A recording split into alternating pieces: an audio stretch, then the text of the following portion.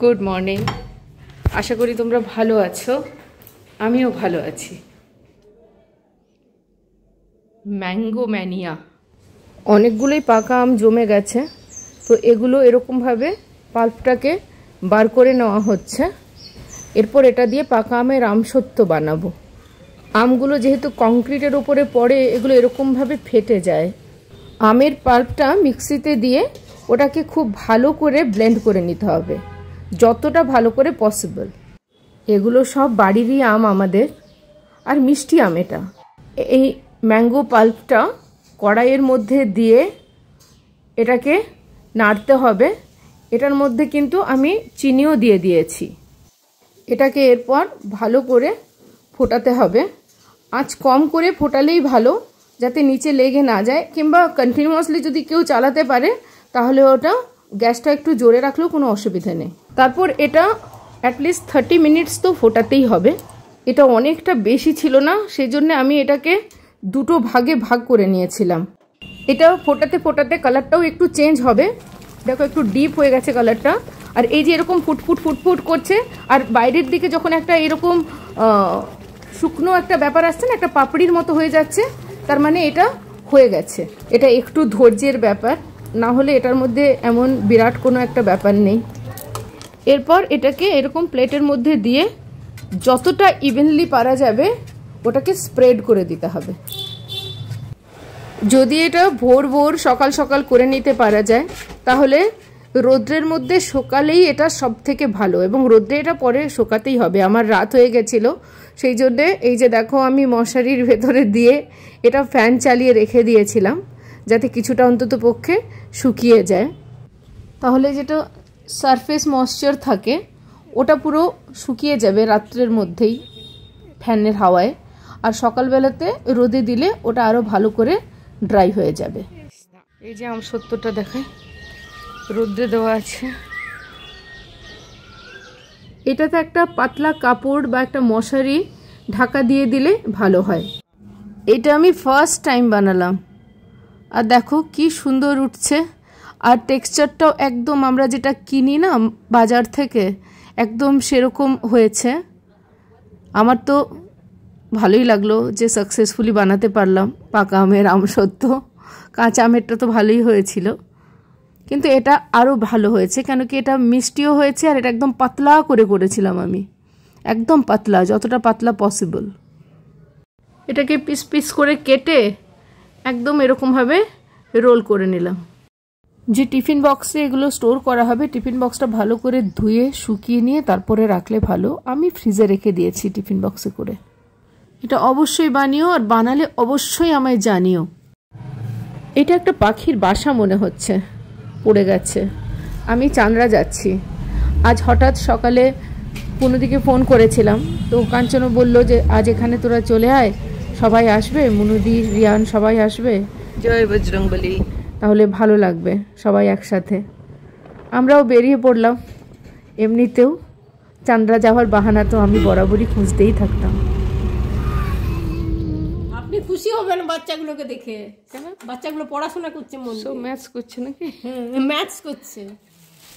মনুদির এই ফ্রাইড রাইসটা হচ্ছে বিখ্যাত ফ্রাইড রাইস। এটা ক কাপ চাল আর ক কাপ চিনি দিচ্ছ মনুদি? 7 কাপ চাল আছে আর 2.5 কাপ চিনি দিলে। এটা কি করে আছে? গরম মশলা। আর জল ছিল 10.5 কাপ। চালটা ধুয়ে জল ঝরিয়ে হলুদ, আদা বাটা, একটু চিনি আর লেবুর রস দিয়ে মাখিয়ে রাখে আগে থেকেই। সেই স্টেপটা কিন্তু আমি মিস করে গেছি, আমি আসার আগে ওটা হয়ে গেছে। কুমড়ো শাক ইয়ে দিয়ে, রসুন দিয়ে। এটা হচ্ছে গাঁদাল পাতার ঝোল, একটা নতুন জিনিস, কোনো সময় রেসিপিটা দেখাবো। এই চিকেনের রেসিপিটাও একটু আলাদা, আমরা রোজ যেটা করি সেটা নয়। এটাকে সয়া সস, টমেটো সস, এই সমস্ত নুন টুন দিয়ে ভিজিয়ে রেখেছে মাংসটাকে। তারপর এটাকে আগে ভেজে নেবে, তারপরে পেঁয়াজ, রসুন, আদা এসব দিয়ে নর্মাল যেমন ঝোল হয় সেরকম ঝোল হবে।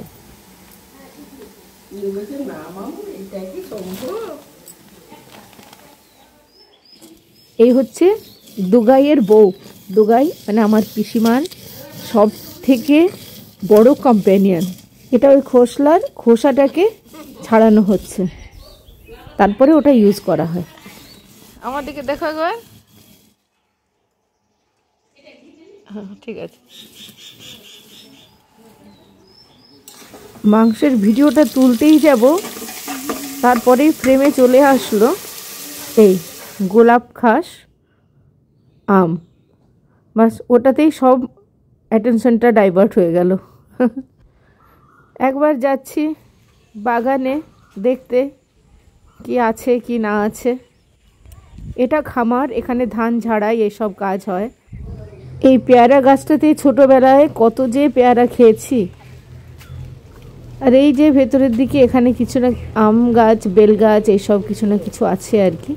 ছোটোবেলাতে এই ভেতরের জায়গাটাতে আমরা কিন্তু কোনো দিন আসিনি, না এখানে আম কুড়িয়েছি না বেল কুড়িয়েছি। এই বুড়ো বয়সে এখন এইসব। আমার মনে হয় যত বয়স হয় তত আমরা প্রাকৃতিক এই জিনিসগুলোকে অ্যাপ্রিসিয়েট করতে শিখি। ছোটোবেলায় কোনো ধারণাই ছিল না এগুলোতে কি আছে কি নেই। খারকোল পাতা কে কে ভালোবাসো? অনেক দিন পর লুডো খেললাম, ভালো লাগলো বেশ।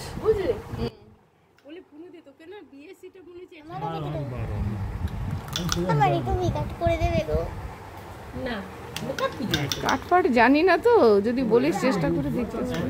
না না ওইসব করিস না, বিনুনি করতে পারবি না।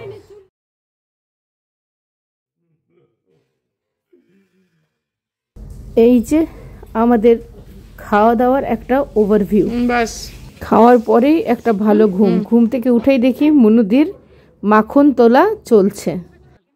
এই শটটা ফ্রিজে রাখা থাকে, তারপরে এই যে এটা হাত দিয়ে চটকে চটকে চটকে চটকে ততক্ষণ চটকাবে যতক্ষণ পর্যন্ত না মাখনটা বেরিয়ে আসছে।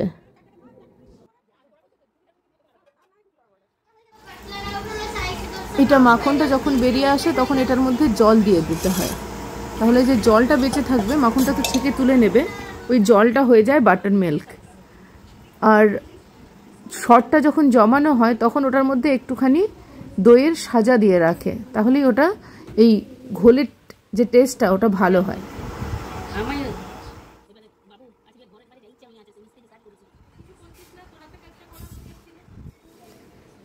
এই যেটা এটা হয়ে যাচ্ছে ঘোল, আর যেটাকে আমরা বলি বাটার মিল্ক।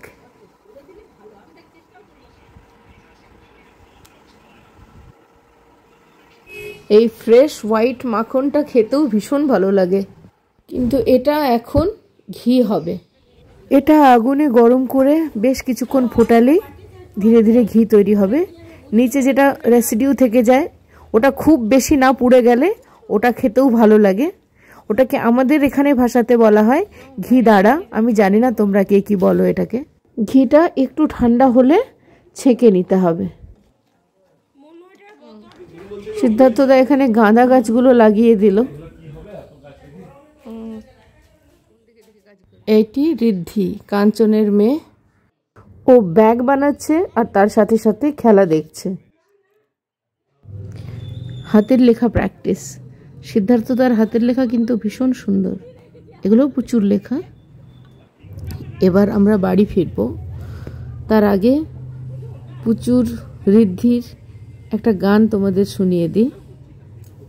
তোমার দুয়ার খোলার ধ্বনি ওই গো বাজে বাজে হৃদয় মাঝে, তোমার দুয়ার খোলার ধ্বনি তোমার ঘরে নিশি ভরে আগুল জ্যোতি গেল সরে, তোমার ঘরে নিশি ভরে আগুল জ্যোতি গেল সরে, আমার ঘরে রইব তবে কিসের লাজে ওই গো বাজে বাজে হৃদয় মাঝে, তোমার দুয়ার খোলার